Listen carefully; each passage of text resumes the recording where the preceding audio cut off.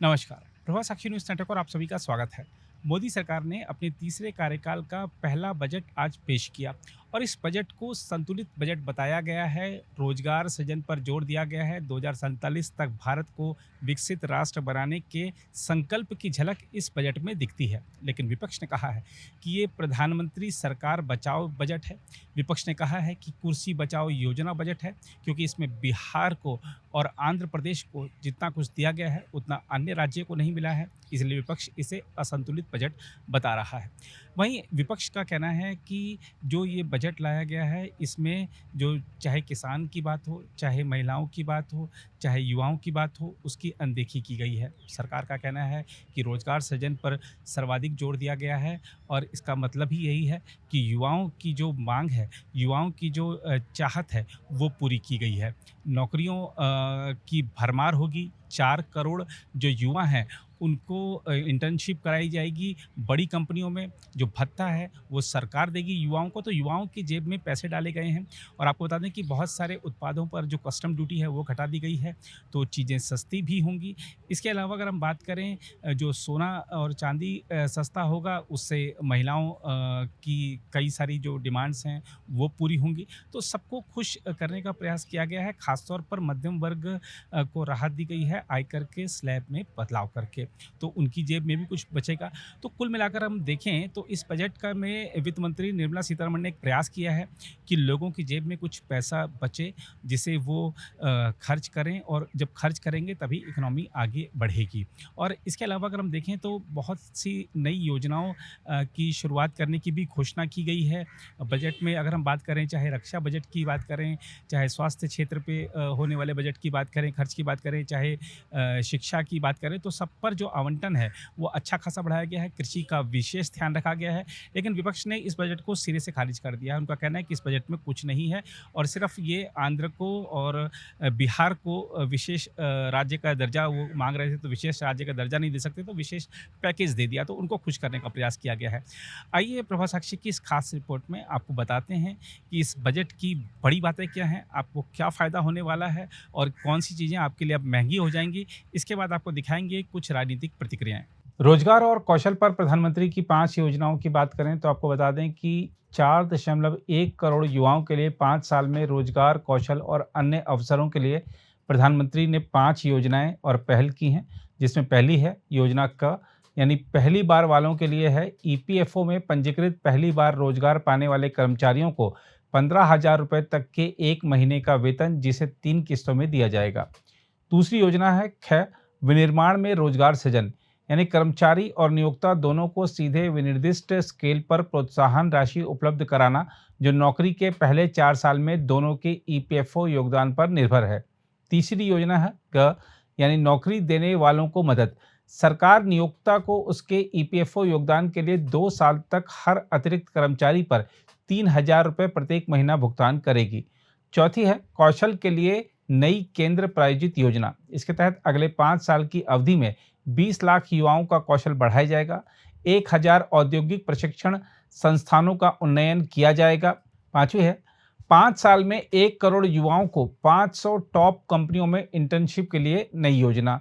इसके तहत विकसित भारत की दिशा में 9 बजट की प्राथमिकताएं भी तय की गई हैं, जिसके तहत पहली है कृषि में उत्पादकता और अनुकूलनीयता, दूसरी है रोजगार और कौशल प्रशिक्षण, तीसरी है समावेशी मानव संसाधन विकास और सामाजिक न्याय, चौथी है विनिर्माण और सेवाएं, पांचवी है शहरी विकास, छठी है ऊर्जा सुरक्षा, सातवीं है अवसंरचना, आठवीं है नवाचार अनुसंधान और विकास और नौवीं है अगली पीढ़ी के सुधार।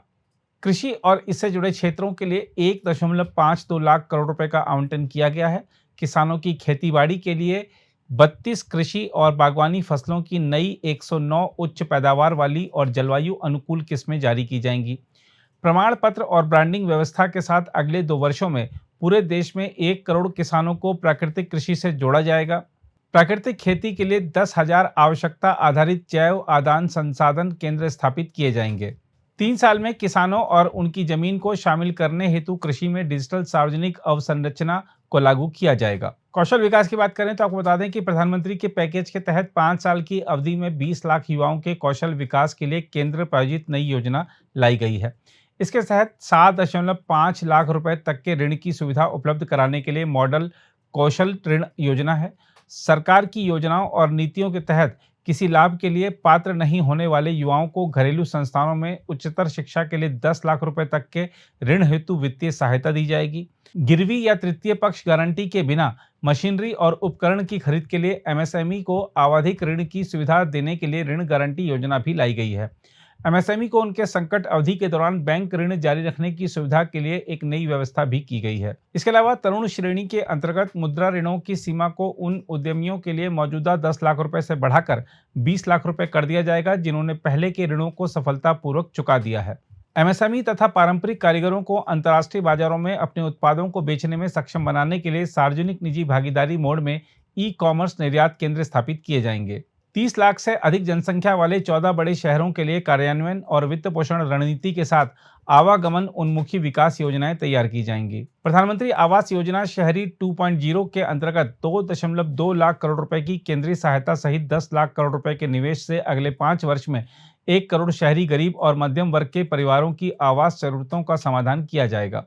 इसके अलावा अगले 5 वर्षों में प्रत्येक वर्ष चुनिंदा शहरों में 100 साप्ताहिक हाट या स्ट्रीट फूड हब के विकास में सहायता के लिए नई योजना लाई गई है। अप्रत्यक्ष करों की बात करें तो सबसे पहले बात करते हैं जीएसटी की। जीएसटी की सफलता से उत्साहित होकर जीएसटी के शेष क्षेत्रों तक विस्तार हेतु सरलीकृत और तर्कसंगत कर संरचना लागू की जाएगी। इसके तहत क्षेत्र विशेष के लिए सीमा शुल्क के प्रस्ताव हैं।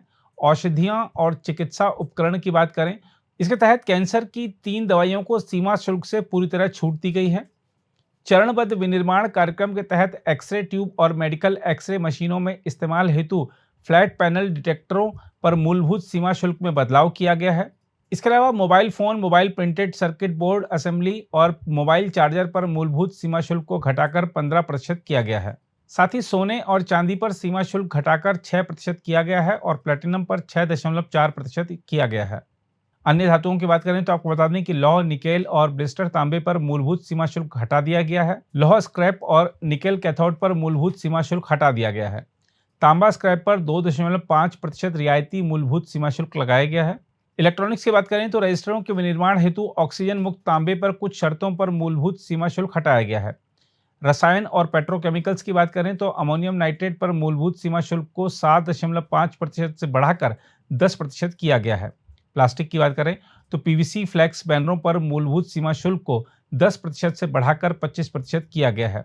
दूरसंचार उपकरणों की बात करें तो विनिर्दिष्ट दूरसंचार उपकरण के पीसीबीए पर बीसीडी को 10% से बढ़ाकर 15% करने का प्रस्ताव है। इसके अलावा व्यापार सुविधा की बात करें तो घरेलू विमानन और नाव तथा जलयान के एमआरओ उद्योग को बढ़ावा देने के उद्देश्य से मरम्मत के लिए आयात की गई वस्तुओं के निर्यात के लिए समयावधि को 6 महीनों से बढ़ाकर 1 वर्ष करने का प्रस्ताव है। इसके अलावा वारंटी वाली वस्तुओं को मरम्मत के लिए पुनः आयात करने की समय सीमा को 3 वर्ष से बढ़ाकर 5 वर्ष करने का प्रस्ताव है। महत्वपूर्ण खनिजों की बात करें तो आपको बता दें कि 25 महत्वपूर्ण खनिजों को सीमा शुल्क से पूरी तरह छूट दी गई है। इसके अलावा 2 महत्वपूर्ण खनिजों पर बीसीडी को कम करने का प्रस्ताव है। सोलर सेल और पैनलों के विनिर्माण में इस्तेमाल होने वाली पूंजीगत वस्तुएं सीमा शुल्क के दायरे से बाहर कर दी गई हैं। कुछ ब्रूड स्टॉक, पॉलीकीट वर्म्स, श्रिम्प और फिश फीड पर बीसीडी को घटाकर 5% करने का प्रस्ताव है। श्रिम्प और फिश फीड के विनिर्माण में इस्तेमाल होने वाले विभिन्न कच्चे माल को भी सीमा शुल्क से छूट देने का प्रस्ताव है। चमड़ा और कपड़ा की बात करें तो आपको बता दें कि बत्तख या हंस से मिलने वाले रियल डाउन फिलिंग मटेरियल पर बीसीडी को कम करने का प्रस्ताव है। स्पेंडेक्स यार्न के विनिर्माण के लिए मिथाइलेन डाइफिनाइल डाइआइसोसाइनेट पर बीसीडी को कुछ शर्तों के साथ 7.5 से घटाकर 5% करने का प्रस्ताव है। अब बात करते हैं प्रत्यक्ष करों की। करों को सरल बनाने, करदाता सेवाओं में सुधार करने, कर निश्चितता प्रदान करने और मुकदमेबाजी को कम करने के प्रयास जारी रहेंगे। सरकार की विकास और कल्याणकारी योजनाओं के वित्त पोषण के लिए राजस्व बढ़ाने पर जोर दिया गया है। वित्त वर्ष 2022-23 में 58% कॉर्पोरेट टैक्स सरलीकृत कर व्यवस्था द्वारा जमा हुआ। वित्त वर्ष 23-24 में 2/3 से अधिक करदाताओं ने सरलीकृत कर व्यवस्था का लाभ उठाया। धर्मार्थ संस्थाओं और टीडीएस का सरलीकरण किया गया है। धर्मार्थ संस्थाओं के लिए कर में छूट की 2 व्यवस्थाओं को मिलाकर 1 करने का प्रस्ताव है। विभिन्न भुगतानों पर 5% टीडीएस दर को घटाकर 2% टीडीएस दर किया जाएगा। म्यूचुअल फंडों या यूटीआई द्वारा यूनिटों की पुनः खरीद पर 20% टीडीएस दर को समाप्त करने का प्रस्ताव है। ई कॉमर्स ऑपरेटरों पर टीडीएस दर को 1% से घटाकर 0.1% करने का प्रस्ताव है। टीडीएस के भुगतान में विलंब को टीडीएस के लिए विवरणी फाइल करने की नियत तारीख तक डिक्रिमिनलाइज करने का प्रस्ताव है। पुनः निर्धारण का सरलीकरण किया गया है, यानी किसी कर निर्धारण वर्ष के समाप्त होने के 3 से 5 वर्षों के बाद किसी कर निर्धारण को नए सिरे से केवल तभी खोला जा सकेगा जब कर से छूट प्राप्त आय 50 लाख या उससे अधिक हो। सर्च मामलों में समय सीमा को 10 वर्षों की मौजूदा समय सीमा के स्थान पर सर्च के वर्ष से पहले 6 वर्ष की समय सीमा करने का प्रस्ताव है। कैपिटल गेन का सरलीकरण और युक्तिकरण। कुछ वित्तीय परिसंपत्तियों के संबंध में लघु अवधि के लाभ पर 20% कर लगेगा। सभी वित्तीय और गैर वित्तीय परिसंपत्तियों पर दीर्घ अवधि के लाभों पर 12.5% की दर से कर लगेगा। परिसंपत्तियों पर कैपिटल गेन के छूट की सीमा को बढ़ाकर 1.25 लाख प्रतिवर्ष करने का प्रस्ताव है। करदाता सेवाओं की बात करें तो आपको बता दें कि सीमा शुल्क और आयकर की सभी शेष सेवाओं जिनमें ऑर्डर गिविंग इफेक्ट या रेक्टिफिकेशन सम्मिलित हैं को अगले 2 वर्षों के दौरान डिजिटलीकरण किया जाएगा। मुकदमेबाजी और अपील की बात करें तो आपको बता दें कि अपील में लंबित कतिपय आयकर विवादों के समाधान के लिए विवाद से विश्वास योजना 2024 का प्रस्ताव रखा गया है। इसके तहत टैक्स अधिकरणों, उच्च न्यायालयों और उच्चतम न्यायालय में प्रत्यक्ष करों, उत्पाद शुल्क और सेवा कर से संबंधित अपीलों को दायर करने के लिए मौद्रिक सीमाओं को 60 लाख रुपए, 2 करोड़ रुपए और 5 करोड़ रुपए तक बढ़ाने का प्रस्ताव है। अंतर्राष्ट्रीय कराधान में मुकदमेबाजी को कम करने और निश्चितता प्रदान करने के लिए सेफ हार्बर नियमों के दायरे का विस्तार है। रोजगार और निवेश की बात करें तो आपको बता दें कि स्टार्टअप इकोसिस्टम को प्रोत्साहित करने के लिए सभी वर्गों के निवेशकों के लिए एंजल टैक्स को समाप्त करने का प्रस्ताव है। इसके अलावा भारत में क्रूज पर्यटन को प्रोत्साहित करने के लिए घरेलू क्रूज का संचालन करने वाली विदेशी शिपिंग कंपनियों के लिए कर व्यवस्था को सरल करने का प्रस्ताव है। साथ ही देश में अपरिष्कृत हीरा बेचने वाली विदेशी खनन कंपनियों के लिए सेफ हार्बर दरों का प्रावधान किया गया है। विदेशी कंपनियों पर कॉर्पोरेट कर दर को 40% से घटाकर 35% करने का प्रस्ताव है। कर आधार का विस्तार, यानी फ्यूचर्स और ऑप्शंस के विकल्पों पर सिक्योरिटी ट्रांजैक्शन टैक्स को बढ़ाकर 0.02% और 0.1% करने का प्रस्ताव है। इसके अलावा प्राप्तकर्ता के द्वारा शेयरों की पुनः खरीद पर प्राप्त आय पर कर लगेगा। सामाजिक सुरक्षा लाभ की बात करें तो आपको बता दें कि एनपीएस में ये नियोजनकर्ता द्वारा किए जा रहे योगदान को कर्मचारी के वेतन के 10% से बढ़ाकर 14% करने का प्रस्ताव है। इसके अलावा 20 लाख रुपए तक की चल परिसंपत्तियों की सूचना न देने को गैर दांडिक बनाने का प्रस्ताव है। नई कर व्यवस्था के तहत व्यक्तिगत आयकर में जो बदलाव किए गए हैं उसके तहत वेतनभोगी कर्मचारियों के लिए स्टैंडर्ड डिडक्शन को 50,000 रुपए से बढ़ाकर 75,000 रुपए करने का प्रस्ताव है। इसके अलावा पेंशन भोगियों के लिए पारिवारिक पेंशन पर कटौती को 15,000 रुपए से बढ़ाकर 25,000 रुपए करने का प्रस्ताव है। कर दरों की संशोधित संरचना पर अगर आप बात करें तो हम आपको बता दें कि 0 से 3 लाख रुपए तक की आय पर कर 0 है। 3 से 7 लाख रुपए की आय पर 5% कर लगेगा। 7 से 10 लाख रुपए तक की आय पर 10% कर लगेगा। 10 से 12 लाख रुपए तक की आय पर 15% आयकर देना होगा। 12 से 15 लाख रुपए तक की आय पर 20% कर देना होगा और 15 लाख रुपए से अधिक की आय पर 30% आयकर देना होगा।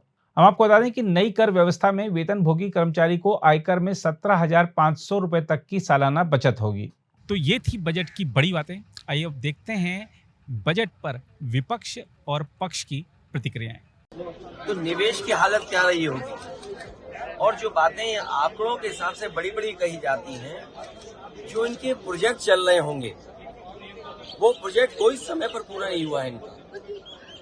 अब मान लीजिए सरकार बचानी है तो अच्छी बात है कि बिहार को, आंध्र प्रदेश को कुछ विशेष पैकेज या विशेष योजनाओं से जोड़ा गया है, लेकिन उत्तर प्रदेश जैसा प्रदेश जो प्रधानमंत्री देता है, क्या वहाँ के किसान के लिए कुछ बड़े फैसले हैं? किसान की फसल की पैदावार, उसकी कीमत के लिए क्या कोई इंतजाम है? कहने को तो याद होगा आप सबको कि पिछली बार कहा था कि मंडी और एग्रीकल्चर इंफ्रास्ट्रक्चर के लिए स्ट्रेंथन करने के लिए लाखों करोड़ रुपए हैं।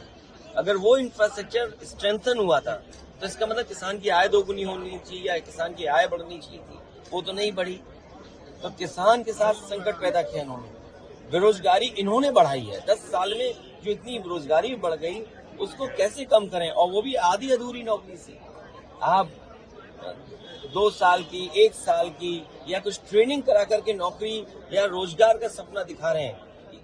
देश का नौजवान अपना भविष्य बनाने के लिए पक्की नौकरी चाहता है और फिर जो आधी अधूरी नौकरी है क्या उसमें आरक्षण होगा? किसानों के लिए बड़े वादे किए थे, पर मिला क्या किसानों को?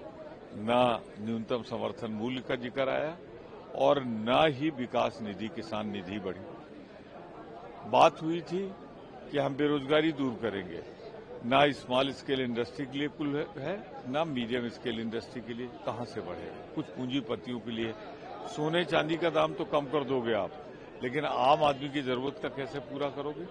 कुल मिलाकर अगर आप देखें तो ये पूरी तरह निराश करने वाला। मैं तो इतना कहूंगा, झुंझुना पकड़ाया है बिहार को, आंध्रा को।